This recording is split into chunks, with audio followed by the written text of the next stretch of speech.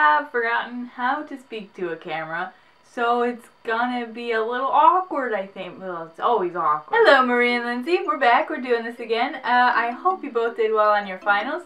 I am not going to comment on mine, but without videos, it's been a pretty boring couple of weeks. I haven't done much else except work and write, so my stories are limited, but I have plenty of work stories, so here we go. Now, as you know, Marie and Lindsay, I work at a library, and libraries are kind of home to monotony and magic in equal measure. They're pretty magical because, I mean, books, lots of books, so many books that you can just sit and read all the time. It's fantastic. But the monotony comes in when you actually have to go back into the room and then shelve the books and put the books on the cart, and so working at a library makes it just a little bit less magical. Despite my previous beliefs, the books do not just appear on the shelf. Somebody actually has to put them there. So that's what I do. But the magic is not completely lost on me. I experience the magic in different ways now. For example, I met a veteran once when I was shelving the war section, and he told me all of his stories. Probably not all of them, but he told me a lot of them. And we get a lot of architects in my building because my building is some kind of architectural treasure. I'm not entirely sure how, but they tell me every time. But it is the kids. It's the kids who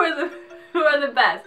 I'm going to share some stories about what the kids have done. We get babies all the time. We have a story time hour and all the babies come and they sing songs. It's great.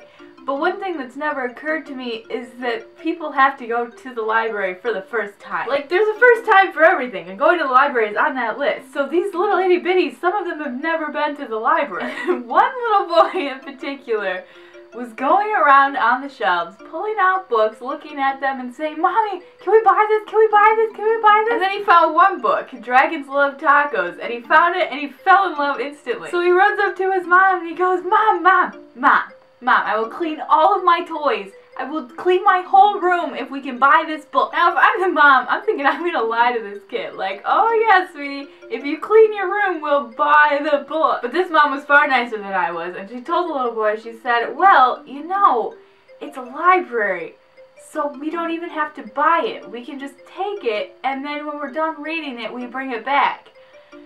And this little boy freaked out. It was pretty much dead silence in the library, and then all of a sudden you hear this little boy go, "What?" It came from deep inside. Like, it was bubbling up in there. He just screamed it out. He was so amazed. And he was running around telling everybody, he was like, "Did you know? Did you know that you can just take books?" And this mom is trying to get through to him like, "Well, we have to bring it back. Just remember that we have to bring it back." And I hope for her sake that it got through to the little boy, because if it didn't, and they had to bring the book back, and he didn't know it, oh, poor mom. And then there was a time that I was a escaped convict slash evil super spy slash just evil villain thing. I don't know what I was, but I was evil. I do know that. I was the bad guy. So we've got the youngins running around, and they couldn't have been older than 8, and they're going between shelves, and they're ducking in between books, and I'm like, what are these guys doing? What are they up to? Am I going to have to yell at some small children, because that is not going to make my day. Then I saw one of them were on the shelf, and they were doing like one of these things, and they were like peeking around, trying to see what's going on, you know? And then it occurred to me that, oh, these children are clearly spies. And it took me a while, but eventually I figured out that I was the target because they kept following me around, and they were so sneaky, let me tell you. Their whispers were slightly below a yell. So, I mean, it's pretty impressive for an 8-year-old. I don't think I've ever heard an 8-year-old whisper that quietly. But I was the bad guy and the evil supervillain, and there were about 3 of them running around. There might have been more. They were super sneaky. I don't know. There were explosions, there were guns. It was dramatic. They had to take me out. It was...